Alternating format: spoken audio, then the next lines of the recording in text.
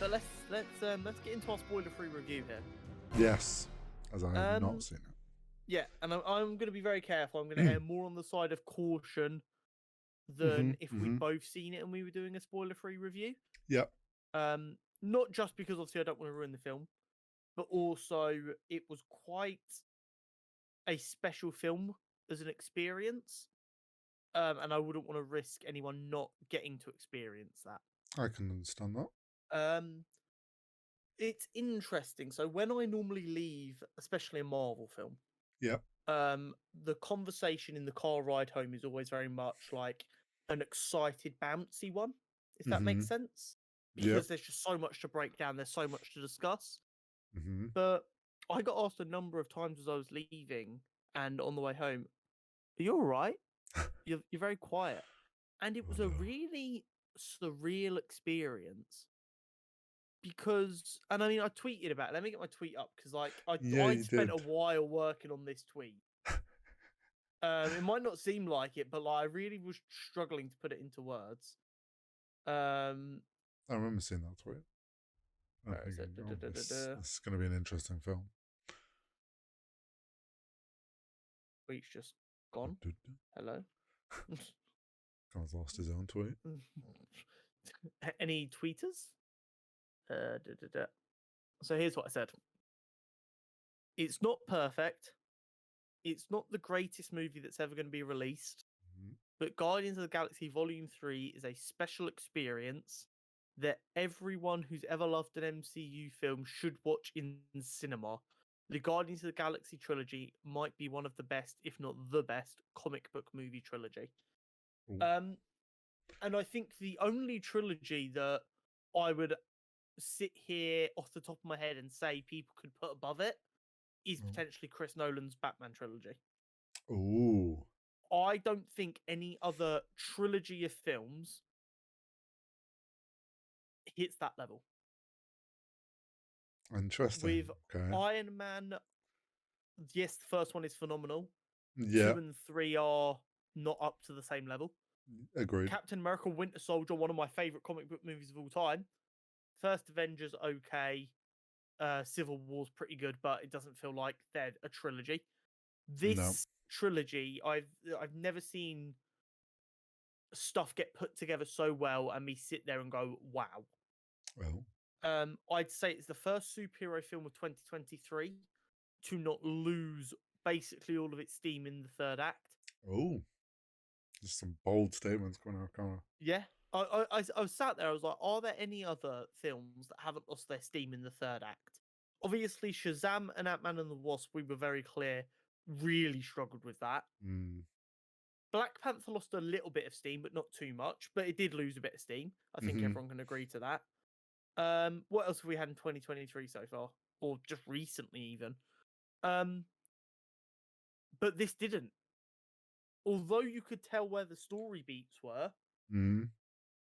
it didn't lose any steam. It kept going. You're like, yep, we're on to the next bit. We're on to the next bit. It kept that momentum at a very nice pace. Okay. Although it might not seem like it, I do try and give everyone is entitled to their own opinion. And when it's an opinion thing, I try really hard on that. When there's no way to empirically say if someone's right or wrong. I don't think I'm going to be willing to listen to too many arguments that this is not one of the MCU's best films. I think the people who are going to be vocal about not liking this are going to be people who've decided the MCU needs to end. Ah, okay, yeah, I get you. Or people who just never liked the Guardians films anyway. Yeah. If you didn't enjoy Guardians 1 and 2, you're probably not going to magically love this. Well, yeah, obviously. That makes sense. I'm not going to act like there aren't a couple of minor nitpicky issues I have with it, but I can't remember the last time I went to a film and didn't have at least a nitpicky issue with it. Especially with MCU. Yeah. But for the most part, it was pretty damn good. I was pretty damn happy. Okay. It had me tearing up at times. It had me genuinely laughing out loud. And if James Gunn is taking this talent to launch the DCU, I am very, very excited. Ooh. because James Gunn has now done 4 comic book movies Mm-hmm. in the Guardians trilogy and the Suicide Squad, Yep. and they are all very, very highly ranked in my superhero films. I'm not a rewatcher of films per se. The Yes. Guardians trilogy I will rewatch. Oh, very high Especially praise. now that I've seen it come to an end. Yep. That is a trilogy without watching anything else that I think can be very easy for people to sit down and watch. Okay. And yeah, without going into too much more, I think Yeah. that's it. The action is some of the better action we've seen recently. Is The this? character, Go on. go No, no, no. You go. on. The character development for everyone that we get real screen time with Mm-hmm. is substantial. It definitely feels like a goodbye from James Gunn to Marvel fans. Okay. That's And good. I mean that in the best possible way. So, is this? I'm trying to remember. Is this the first of phase? No. Phase 5 started with Quantumania. Oh, it did. But this is only the second one then of phase 5, right? Yes. We haven't had any shows. Oh, we've had is Miss Marvel phase 5? No, that was still from Phase 4. That's still phase 4. So we've only Yeah, had no. these 2 films for phase Yeah, 5, right? that's all. That is all. Okay, so What I will say is, if you enjoyed Guardians 1 and 2, but you're not that up to date on Marvel stuff, and you don't know if you can be asked to try and catch up, all you need to watch to understand it is Guardians 1, 2, and then Infinity War and Endgame. okay. You watch Lemming, you will. Oh, Still and be. maybe the Christmas special. Oh, okay. Maybe the Christmas special. You could probably get away with not watching it, but I'd suggest you watch it. But you watch all that and you're good to go, which is still a lot, but it's a Yeah. lot less Well, than trying to keep well up with yeah. other films at this point. Oh, 100%. It's less than you'd have to watch to be caught up to watch Fast and Furious. Mate, you So, don't know. If you want to catch up on Fast and Furious, just don't and just watch 1, 2, 3 and end there.